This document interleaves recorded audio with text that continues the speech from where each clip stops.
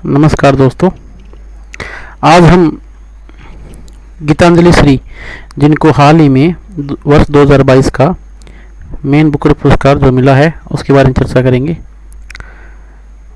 सबसे पहले इनके बारे में जान लेते हैं कि ये कौन है, इनकी शिक्षा कहाँ पर हुई है और इनकी जो मुख्य रचनाएं हैं, किस कृति के लिए इनको ये पुरस्कार मिला है और उस कृति जो रेत समाधि उपन्यास है उसकी जो विषय वस्तु वो क्या है, इन सब पर हम चर्चा करेंगे। तो इनका जन्म 12 जून 1957 को हुआ था और ये हिंदी की जानी मानी कथाकार और उपन्यासकार है।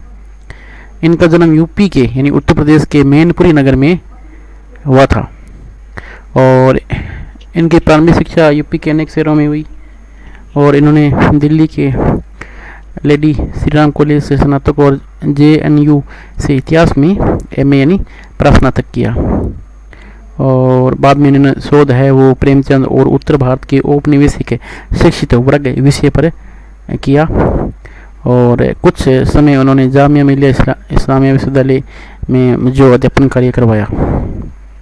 ये इनके बारे में जो प्रारंभिक जानकारी है वो। अब इनकी रचनाओं के बारे में बात कर लेते हैं। जो महत्वपूर्ण रचनाएं हैं उनके बारे में बात करते हैं।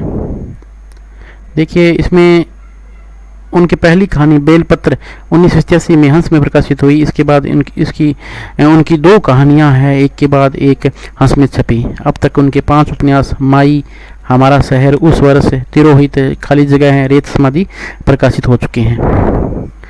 और इनके जो 5 कहानी संग्रह है वो है अनुगूंज, वैराग्य, मार्च, माँ और साकुरा, यहाँ हाथी रहते थे और प्रतिनिधि कहानियों नाम से प्रकाशित हो चुके हैं। माई उपन्यास का अंग्रेजी अनुवाद क्रॉसवर्ड अवार्ड के लिए नामित हो चुका है। खाली जगह का अनुवाद अंग्रेजी, फ्रेंच और जर्मन भाषा में हो चुका है। जो मुख्य इनका उपन्यास है या जिसको पुरस्कार मिला है वो रेत समाधि, जिसका अंग्रेजी अनुवाद लेखिका जो अमेरिकी लेखिका है डेजी रॉकवेल ने किया है। गीतांजलि श्री अपने लेखन में वैचारिक रूप से स्पष्ट और प्रौढ़ व्यक्ति है उसके लिए जानी जाती है। उन्होंने जो शोध ग्रंथ लिखा था या जिस पर शोध किया था उसका नाम between two worlds and intellectual biography of Premchand है और इनको अनेक पुरस्कार भी मिल चुके हैं। जो मुख्य पुरस्कार उनकी बात कर लेते हैं। उनके जो कहानी संग्रह है अनुगुंज, उनके लिए उनको युग की कथा सम्मान 1994 में प्रदान किया गया। इसके अलावा बुकर पुरस्कार का आपको बता ही दिया और ये बुकर पुरस्कार जो हिंदी जो रचना है जिसका अंग्रेजी अनुवाद डेजी रॉकवेल ने किया है और ये हिंदी लैंग्वेज की पहली किताब है जिसको ये बुकर पुरस्कार मिला है। ये सब हम भारतीयों के लिए बड़े गर्व की बात है। और जो अनुवाद हुआ था वो टर्म ऑफ सैंड यानी रेत समाधि, इसका अंग्रेजी अनुवाद है और यह अनुवाद उत्तरी भारत की 80 वर्षीय महिला की कहानी है। और इसमें आगे पढ़ते हैं अपने जो मुख्य चीज़ें वही पढ़ते हैं जो काम आए आगे जो कंपटीशन होने वाले हैं हिंदी के। और रेत समाधि मध्यम वर्गीय परिवार की दिनचर्या, रिश्ते नातों, नोक झोंक, भाव विडंबना और लगाव अलगाव, सपने उम्मीदों को रेखांकित करता है। ऐसे ही परिवार की 2 स्त्रियां, एक बेटी एक माँ, एक बड़ी होती है दूसरी उम्र के साथ छोटी है, एक गंभीर और दूसरी जिम्मेदार, दूसरी उम्र के साथ आज़ाद और आबाद। इस कहानी की धुरी है जिस पर सारा उपन्यास को घूमता है। माँ और बेटी के बीच के रिश्ते को बड़ी बारीकी से रेत समाधि में चित्रित किया गया है।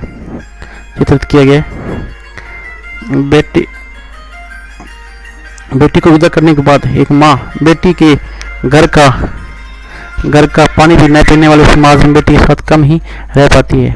उसकी नीति होती है पूरी उम्र बेटे के घर में बिता देना। इस कहानी जब माँ कुछ समय के लिए बेटी के साथ रहने जाती है, यानी वो पाकिस्तान जाती है अपनी बेटी के पास में, तो पुड़िया में बंद बुढ़िया से आज़ाद गुड़िया बन जाती है। बेटी माँ और माँ बेटी के तरीके से जीने लगती है। जो लोग सुख परिवार में रह रहे हैं वे रेत समाधि के परिवार से खुद को जोड़ पाते हैं। गीतांजलि श्री कहती है कि ये जो उपन्यास है 4 लाइन में इसकी कहानी नहीं बता सकते हैं क्योंकि यह एक कहानी नहीं है। इसके हर पन्ने पर एक नई कहानी जन्म लेती है। इसमें हर पैराग्राफ में एक नया किरदार प्रवेश करता है और अपना अपना किस्सा सुनाने लगता है। निर्जीव चीज़ें भी इसमें जीवंत हो उठती है और अपना अपना किस्सा सुनाने लग जाती है। घर का दरवाज़ा, दीवारें, छड़ी, पेड़ पौधे, पंछी, तितलियाँ, यहाँ तक कि रेत और हवा भी।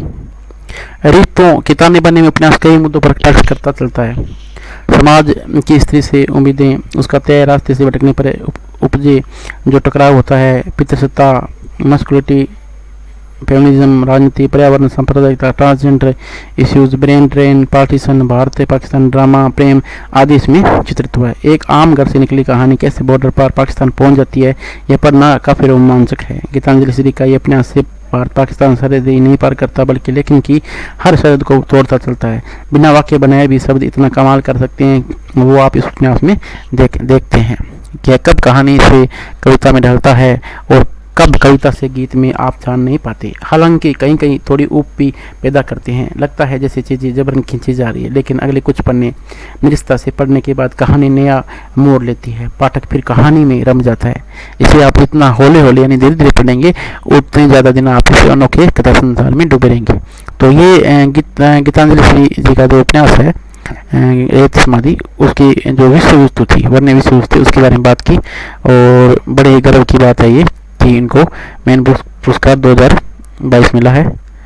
और इसके अलावा इसके बारे में आपको और भी कोई अधिक जानकारी है तो आप कमेंट बॉक्स में अपने विचारों को जरूर संप्रेषित करें। आप सभी का यह वीडियो देखने और सुनने के लिए धन्यवाद। अगर आपको ये वीडियो अच्छा लगा तो आप इसको शेयर कर सकते हैं अपने मित्रगण के साथ। धन्यवाद आप सभी का।